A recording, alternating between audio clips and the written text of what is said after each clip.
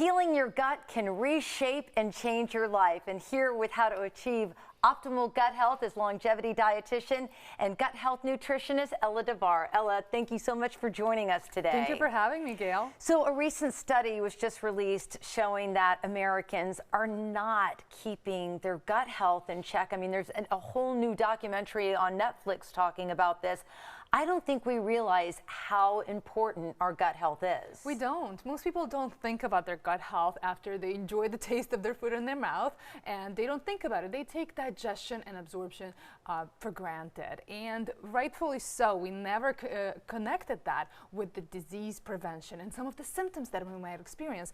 Energy or low energy or a lack of focus or inability to get by throughout the day or low immunity. And in fact, gut health is the root cause of many of those conditions, including brain health. Yeah, they're even talking about autism and the link, Parkinson's disease and the link. I mean, we're just learning. I feel like we're at the tip of the iceberg. It's something that you've come on Bloom talking about for many, many, many years now, but it's finally starting to catch on that we need to pay more attention, and you just can't take, you know, an anti-acid or something to mask the symptoms.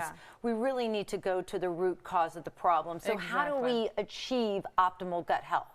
So as a longevity dietitian, I chose this specialty as a gut health expert to help my clients really improve the root cause. And there's 5 aspects that make up the gut health. One of them is inflammation. We've all heard of inflammation, and it actually starts with the gut, because as soon as you swallow the food, and a lot of us enjoy less than healthy foods, things like sugary foods or anything that has a lot of salt, a lot of flavor, that causes inflammation first in our gut.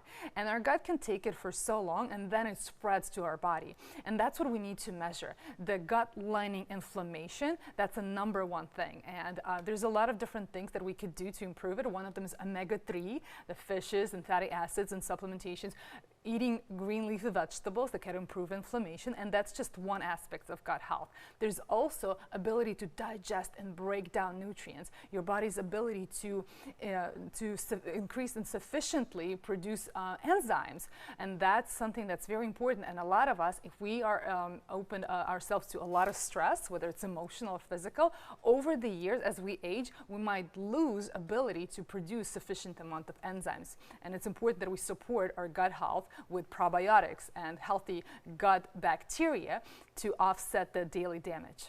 Now, a lot of people are also talking about the weight gain issues that this country has been experiencing, not just with adults, but with kids alike, in that that's directly linked to our gut health, because a lot of the foods that we're eating, our bodies don't know how to digest them properly and expel them. Therefore, they're just going into pockets of fat that you can't get rid of. Exactly. A lot of convenience foods and packaged foods and fun foods and foods that are loaded with artificial ingredients, they are feeding the pathogenic bacteria, which always fights with the gut-friendly bacteria to take up and make up the gut microbiome. And if you're not feeding the gut-friendly bacteria with natural probiotics, with vegetables, with fibers, with fermented vegetables such as kimchi and sauerkraut, and if you're always eating the foods that are overindulging, basically, that's what creates the overgrowth of bad bacteria and could potentially lead to